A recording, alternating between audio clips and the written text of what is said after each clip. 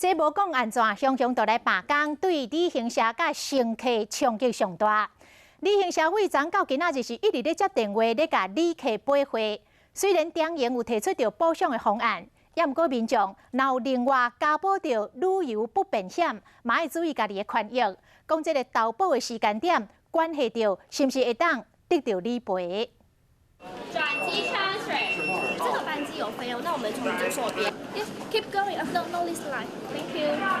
欢迎旅箱啊，人真忝，被拖累，一透早也未6点，大家为着中营排队排真长。不管你是飞什么线，旅行社即马上界热门的是电话线，无用处理旅客怨言。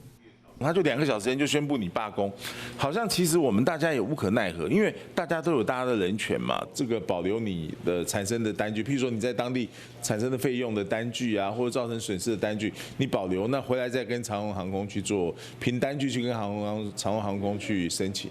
老收据当作证据。虽然中营补偿方案提个人机票乘客延误超过6点钟，产生较大交通费用，依照乘客单期合理性罚款，补偿上限是250个美金。若是退票或者是改定位，免受手续费。另外，民众投保旅游不便险，是毋是嘛全部拢有理赔咧？若是罢工新闻发布了后才投保，通常无法度理赔。有的是只要罢工，伊就拢总无赔。但是就算会理赔，你嘛爱注意投保后理赔时间点。有的是投保后宣布罢工就理赔，有的是伫咧民众出关了后宣布罢工才理赔。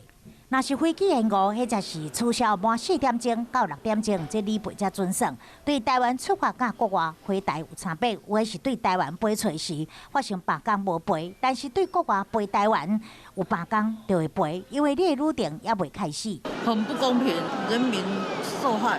除夕罢工一登场，乘客就先受害。罢工是毋是应该要有预告期？虽然民进党立委有提案修法，预告期定7天或者是30天，但是目前并无处理。这罢工就好亲像不测风云，乘客只会当自求多福。